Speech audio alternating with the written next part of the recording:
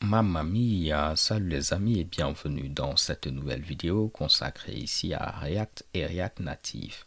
Alors, on avait vu précédemment qu'on était obligé de mettre ce bind 10 et je vous avais dit qu'on allait expliquer ceci. J'espère qu'avec les explications précédentes, que vous avez pu comprendre cela.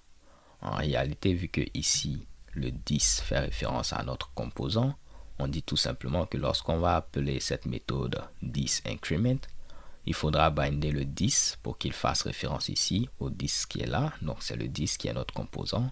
Ce qui va faire que maintenant, au niveau de increment ou de decrement, on aura accès à 10 comme notre composant.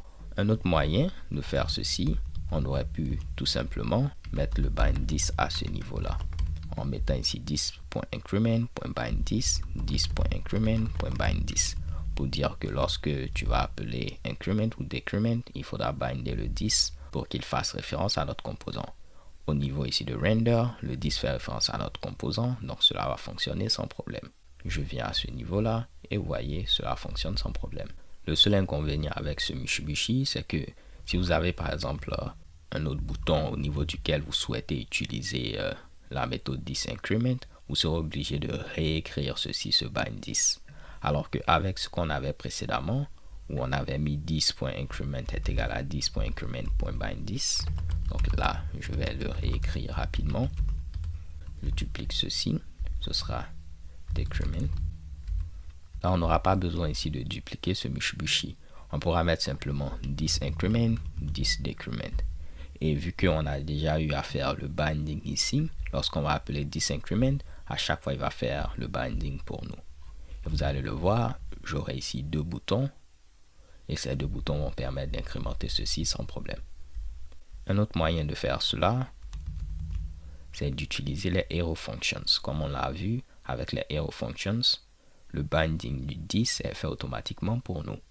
Donc en lieu et place ici de mettre ce Mitsubishi là, j'aurais pu mettre égal, mettre mes parenthèses, ensuite rajouter la flèche et normalement ceci va fonctionner sans problème.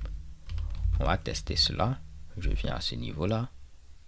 Je pourrais ici incrémenter ceci, décrémenter. Ce que vous devez savoir, c'est que ça, c'est en version expérimentale. Donc, pour l'instant, peut-être je ne vous recommande pas de l'utiliser. Ce que j'utilise jusqu'à présent, c'est ce que je vous ai montré en première position. Ce 10increment est égal à 10increment.bind 10 et ainsi de suite. En JavaScript, vous savez que lorsqu'un événement se produit, vous aurez accès à un objet qui va faire référence à cet événement-là. Très souvent, on le récupère en lui donnant comme nom ici E. Donc ce E va faire référence à l'événement. React le modifie, donc cet objet, ce n'est pas le même objet qu'on a au niveau du DOM natif, c'est un objet qui est modifié un peu par React, mais vous avez accès à quasiment les mêmes propriétés, afin de ne pas avoir à prendre de nouveaux Mitsubishi, Ce que j'aimerais que vous puissiez savoir au moins, c'est que ce n'est pas le même event qu'on a avec le DOM natif. Là, ce qu'on va faire, pourquoi pas, on va tenter ici de l'afficher, je vais faire un console.log de E. Et ceci va faire référence tout simplement à l'objet Event React. Donc on vient ici au niveau de la console. Vous allez voir lorsque je clique ici, j'ai accès ici à cet objet et je pourrais accéder à plein de propriétés comme vous pouvez le voir. Lorsqu'on va voir comment interagir avec les champs de formulaire, vous allez voir qu'on pourra l'utiliser par exemple pour récupérer la valeur qui a été entrée au niveau du champ en mettant i.target.value. Mais là, j'aimerais juste vous le montrer que vous avez accès à cet objet event. Si vous voulez, vous pourrez le mettre pour l'utiliser. Maintenant que je vous ai expliqué ceci, je vais vous montrer un troisième moyen de gérer ce problème de 10. Si on ne mettait pas ici ceci, ce qu'on aurait pu faire, c'est quoi? Je vais l'écrire parce que ça peut paraître un peu bizarre. Mais une fois que ce sera terminé, vous allez le voir. Donc là, je mets ici E. Et je rajoute à ce niveau-là E. Donc là, ce qui est présent à ce niveau, c'est tout simplement une fonction. En utilisant les arrow functions, on a un seul argument. Et lorsqu'on va appeler cette fonction, on va exécuter ce Mitsubishi qui est présent à ce niveau-là. Donc, ce qui est pris en argument, c'est l'événement dont je vous ai parlé. Et lorsqu'on va cliquer ici sur ce bouton, il va prendre l'événement, appeler la méthode increment qui est présente à ce niveau-là et passer l'événement. Et vu qu'on a utilisé les arrow functions, le 10 sera bindé sans problème lorsqu'on va appeler ici cette méthode-là. Il fera référence à notre composant. Là, je viens à ce niveau-là, on peut incrémenter ceci et le décrémenter. Là, si je ne voulais pas ici passer ce E-là, je pouvais ne pas le mettre tout simplement, ok?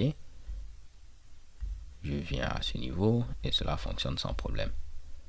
Simplement que vu que je ne l'ai pas passé, si je tente d'accéder à ce E à ce niveau-là, il ne sera pas tout simplement défini.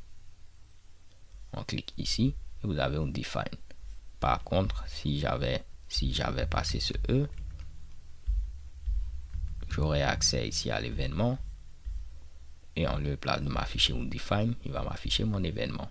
Donc les gars, je sais que ça fait plusieurs manières de gérer ce Mitsubishi, mais je voulais toutes vous les montrer. Comme ça, si vous voyez le code d'une autre personne, vous pourrez ici comprendre chaque technique qui est utilisée. Au moins, vous saurez que vous l'avez déjà vu.